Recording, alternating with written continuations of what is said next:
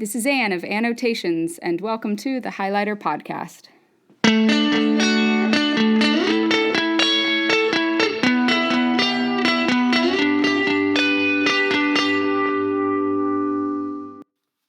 I'm Anne of Annotations, and this is the Highlighter Podcast, where we tell the stories behind the statistics.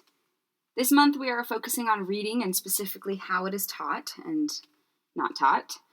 The John Corcoran Foundation reports that 43 million adults in America read at an elementary level or below. Today we have a fascinating story behind that statistic, and the man behind that foundation, John Corcoran, is now an author, CEO, and literacy education advocate who's been on shows like CNN and Oprah, Hello, My Dream. But we're going to focus on what came before that, how he became a college-educated high school teacher without learning how to read. John Corcoran, thank you for being on the Highlighter Podcast. Thank you for having me. So I really want to take it all the way back. I'm curious, do you have memories of trying to learn how to read? Very clear. Tell me about those. Well, I would say because I've written about it, and as I learned to read at the age of 48, and I've been a literate person developing literate person for about 30 years now. And I've written and thought a lot about it. And I came from a loving home. And I think my story is pretty typical of a lot of adults that end up graduating from high school and are reading at the elementary level. I was told by my loving parents that I was a winner for the first 6 years of my life. And I went off to school to learn to read with high hopes, like most children do. And the first year in school was fine, no problems. But there were no demands either in terms of the language. And probably if I went to school today, I would be labeled learning disabled. And I ended up in the second grade in the dumb row. And in the third grade, I was in the dumb row.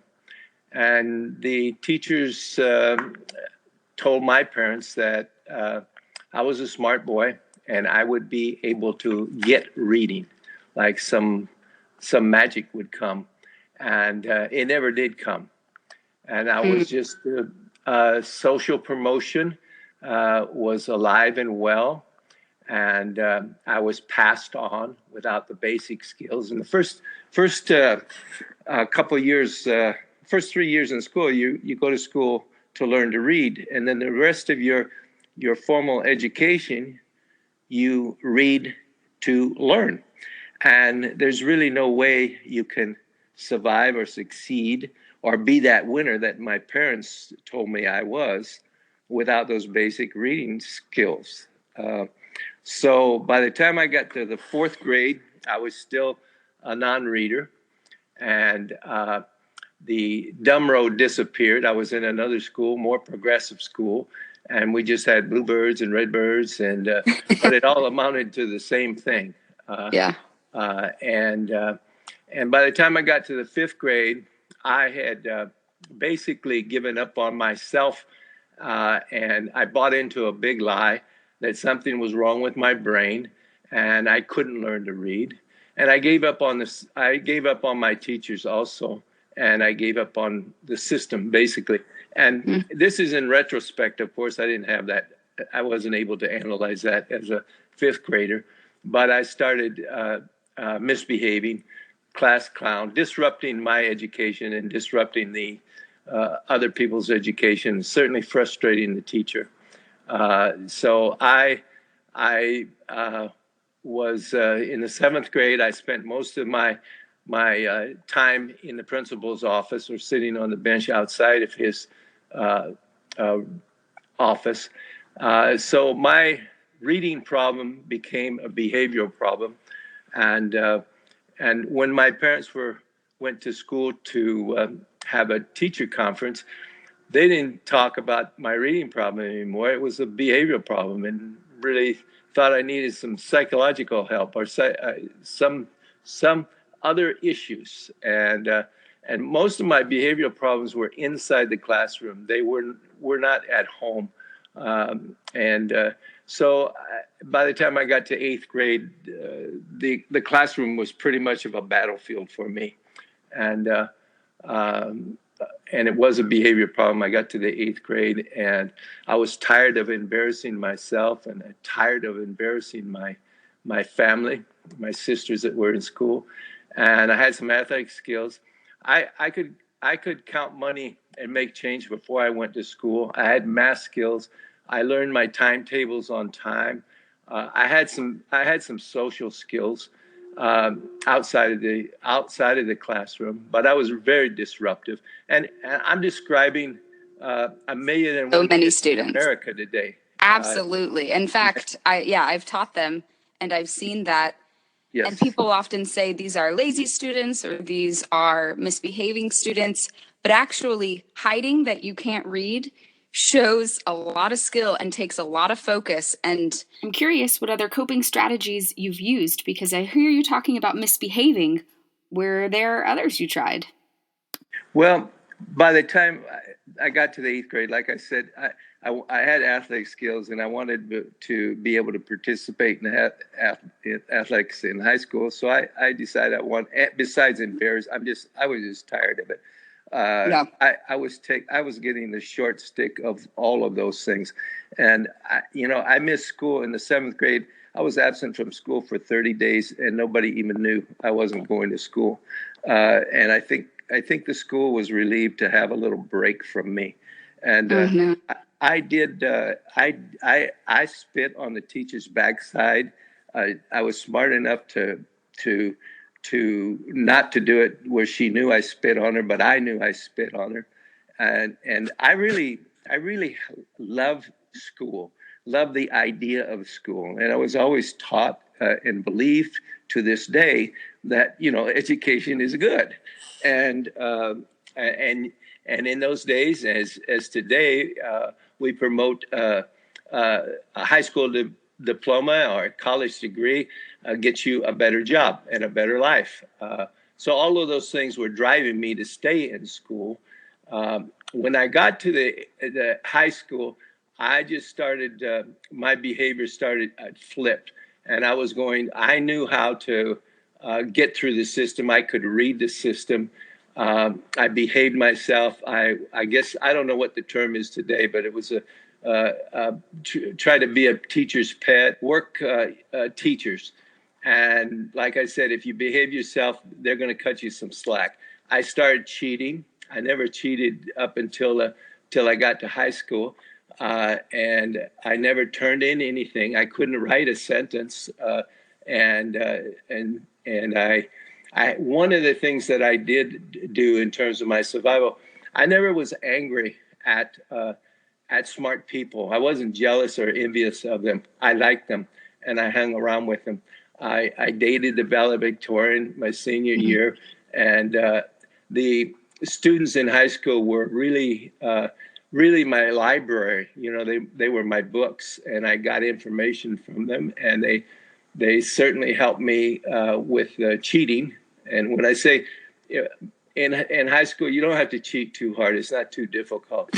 Somebody do your work for you, or you can look over somebody's shoulder, or actually pass the test over to them, and they'll fill in the answers. Those were it became a little bit more complicated when I graduated from high school. And I was just one of millions of kids that graduated from high school, and we're still graduating kids that aren't prepared. They don't have the basic skills of reading and writing, going off to the universities. And we also have universities right now that aren't even going to, we got about 40-50% of the kids that are graduate from our high schools that are going to the universities. They're not really ready for the universities in terms of reading and writing. And I think that you cannot pass possibly. I couldn't please my teachers because I couldn't read and I couldn't write. I couldn't succeed no matter how smart or clever I was, or anybody is. You can't do it. It's impossible. I'm curious as to what you told yourself about why you couldn't read, because it seems like you had people say, you'll get there, it's going to happen. What did you think inside about why you weren't able to read? Yeah, I've asked that question, for many years, and I certainly was traumatized, and I'm saying in a subconscious or super subconscious level, I survived because my parents. I was fortunate enough to have parents that loved me and supported me and believed in me, and I just, I was in an environment that was really hostile to that belief. My teachers didn't get it. They didn't know what my parents thought. And I think in my little brain, when I was a child, I just I preserved that little that nugget. And no matter what they say or what they do to me, I'm what my parents said I was. I'm a winner. I'm just playing in the wrong place here, and I don't have the tools. And that's all speculation. That's just Sure. Those are some of the things that. But I do believe that we carry the shame and we carry the blame, and that's devastating. To feel that way and to think that for the most part, I said something's wrong with my brain, and I bought into that. I bought into that lie, and even today, and I'm thinking about if I went to school that I'd be labeled learning disabled. Why do we continue to use that term, learning disabled? I mean, if a teacher has in their mind and off their tongue that John Corcoran's learning disabled, why are you going to bother with him? He's not able to learn, so in my survival, because my parents sent me off to school, and I did believe, and I believe that I wanted to get an education. And when I got to college, all I wanted to do is get the piece of paper. That would be my certification, And I can remember as a child praying at night, 8 years old, saying, "Please God, tomorrow, when it's my turn to read, let me read." And and some nights I would get up out of my bed and turn on the light and get a book and see if I got that zap or miracle. That pain, and I don't think that the literate world really understands the trauma of not knowing how to read. And we've had those bluebirds and those redbirds, and now we have jailbirds. And most of those people that we've locked up in prison have deficiencies in basic skills. And if you can't read, you really are a second-class citizen. And the first poem that I wrote, and I called it "The Native Alien," because I was an all-American boy. I was loved, and I went off to school, but I was an outsider. And I would rather be alone than to be with some of the people that were in that dumb row. And so you isolate yourself from it, and for your own survival, and again, retrospect, I'm analyzing myself. Why did I do? The other thing is, why did I become a teacher? I graduated from Yeah, it seems like you experienced all this pain and this shame, and that you would try to get as far as you could from the classroom. And yet you go to college and you become a teacher. How did that even happen? Well, circumstances really, everybody has a life story, and everybody ends up doing things that you can look back at. How could I went to school because I had an athletic scholarship, and but I also had this other driving force that I still said my prayers, and I still hoped by osmosis that I would get it. Something was going to happen. And of course, I was trapped because as I got older, I had to guard my secret. I never told anybody that I couldn't read. I wouldn't trust anybody with that secret. It was shameful, embarrassing, and I wouldn't be at the university level if I asked anybody for help. Often people ask, "Why didn't you ask for help?" Well, you know what? Children do not have to ask adults for help specifically.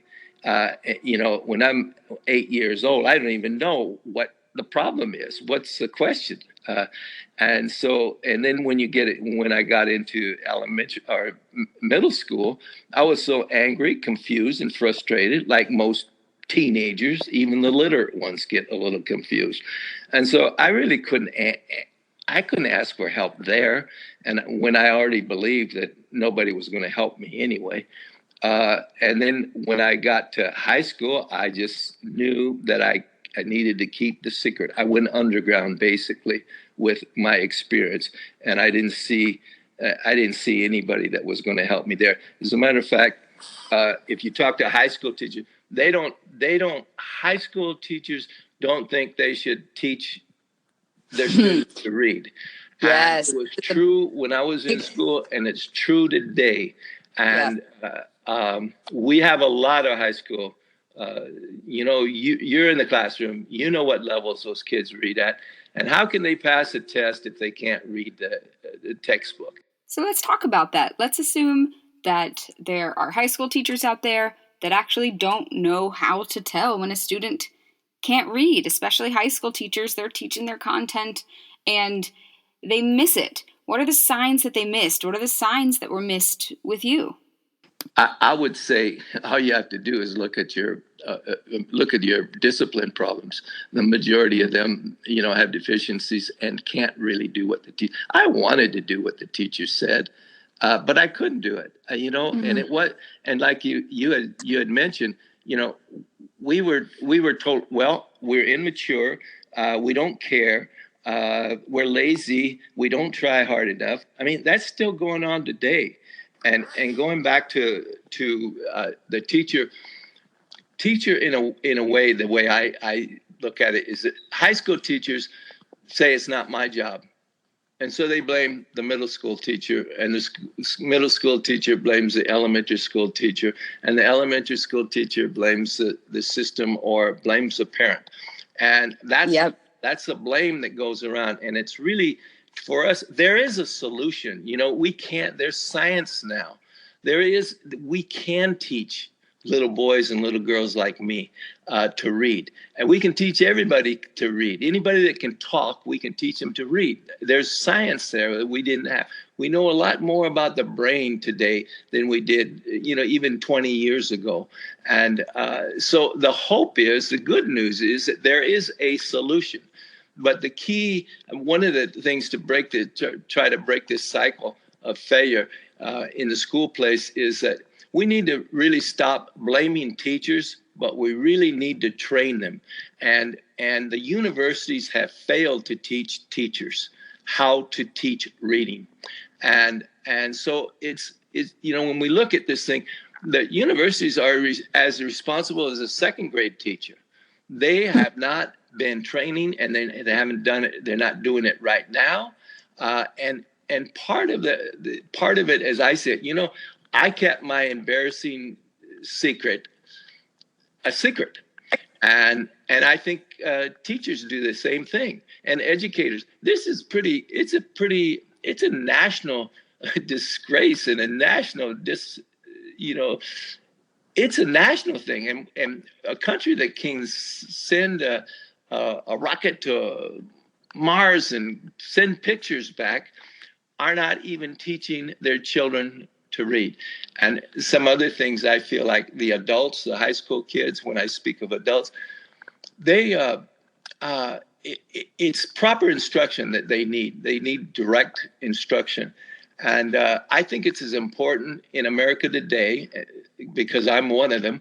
Adults, we need to focus on adults as much as we do children. It's as important to teach an adult how to read as it is to teach a child to read, which translates into, all teachers that 12 years of from the first to the 12th grade, the schools need to be prepared to teach those kids before they get out of high school. And it's reasonable to expect a school system to teach within a 12-year period. You got us for 12 years. Figure it out, and we are able.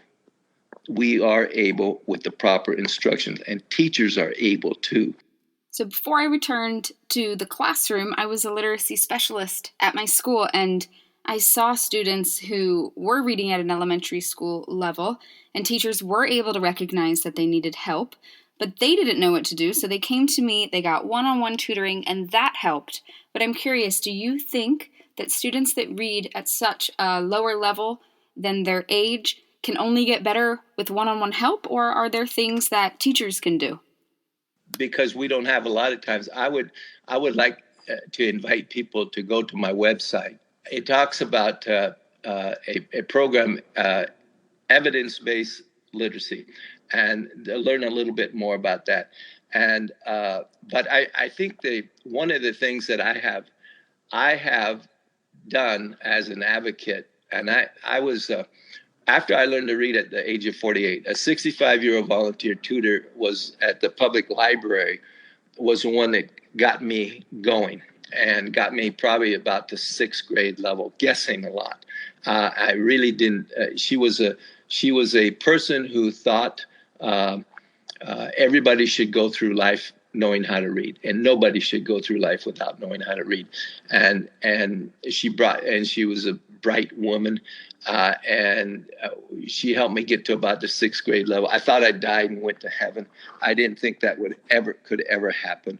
But it also, in my appetite, I had an appetite to learn more, and I ended up in San Luis Obispo with Pat Lindemood, and I don't know if you're familiar with Pat Lindemood, but she took me from it was the first time I had any diagnostic test, and so we identified a severe auditory discrimination problem, and that was attacked, and I went from in 100 hours, I went from the 2nd grade word attack skills to the 12th grade level. So it exploded.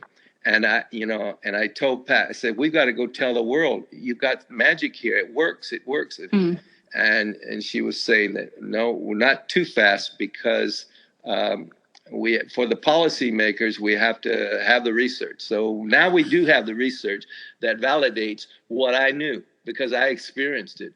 And I didn't, and I was really guarded about, just maybe it was a miracle and a freak accident that I learned, but it's not.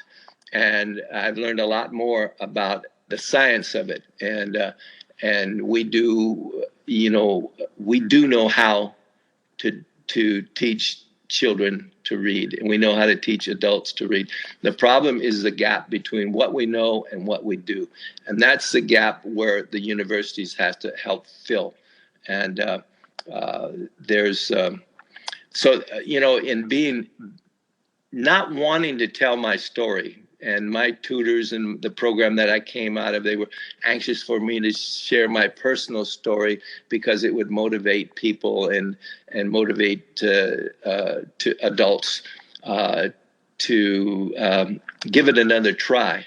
And we've tried, like I've tried 1,000 times, and people ask me, why did it take you so long, and why did you finally go? What motivated you? Well, I was motivated almost all my life. I just didn't know where to go. I didn't know, there was nobody out there, and there was no hotline to say, hey, I can't read. Will you help me?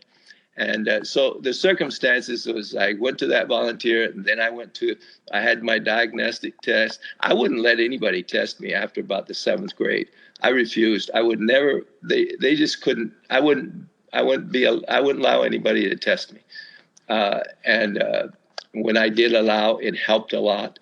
I don't know if I'm drifting here. I want to kind of stay focused with you. The question is, how do you identify them? One of the ways I believe we have some diagnostic tools right now that identify children early, and we the problem again is that gap between what we know and what we do. Right. So can you give us a glimpse of EBLI? Because I want to know, what can we do? Is it just one-on-one that works, or what are the things that teachers can do? Yeah, I don't think that I don't think they all need one-on-one. I mean, I've witnessed uh, evidence-based literacy uh, programs, and I know they can teach them. And you're going to, if you visit them and visit Nora's project or program, you're going to. It's like I have a hard time trying to explain to you what I have witnessed, and I have never in 25 years, I never endorsed anything. I brag about my tutor, and I'll always be beholden to my tutor who wasn't trained, and we didn't have much science in that experience, and Pat Lindemood and her work. But I just see that my focus right now is to I guess my rhetoric is to don't blame teachers, train them. Mm-hmm. And that this has to be a community based initiative. It has to be district wide, and it has to really be I've had teachers that I spoke to in the classroom and said, now, John, how do we identify? What do I do with these little Johnnies out there that I know that they're out there? And teachers identified them. And I said, this is what you have to do. You really have to convince them that you will teach them to read. You know how to teach them to read. And if they give, you'll give. And I don't think teachers can really say, I know how to teach children to read. I think especially in high school. Yeah, and they're tough.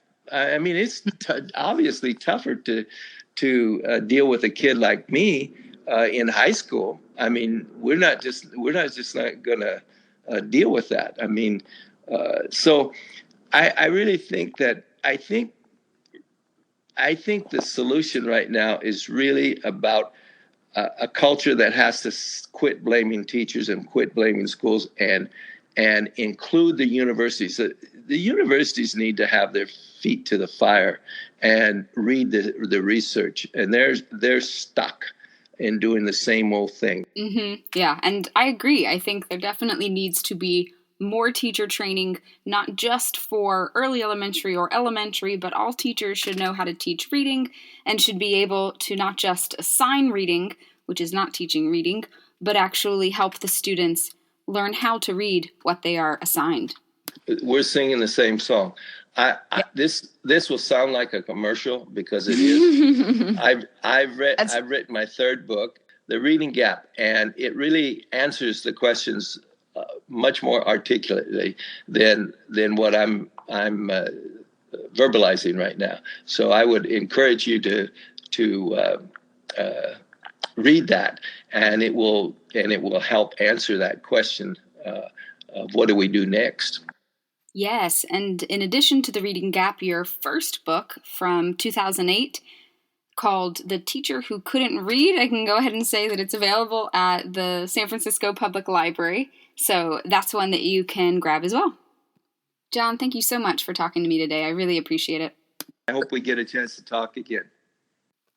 Listeners, if you want to learn more, you can head on over to johncorcoranfoundation.org or check out his latest book, The Reading Gap. You can also, of course, share your story. Do you have stories of not knowing what to do with a child or student who doesn't like to read or doesn't know how to read? Was that you? How did it happen for you? Share your stories with us. Call 415-886-7475. Happy reading and happy listening. Have a good week, everybody.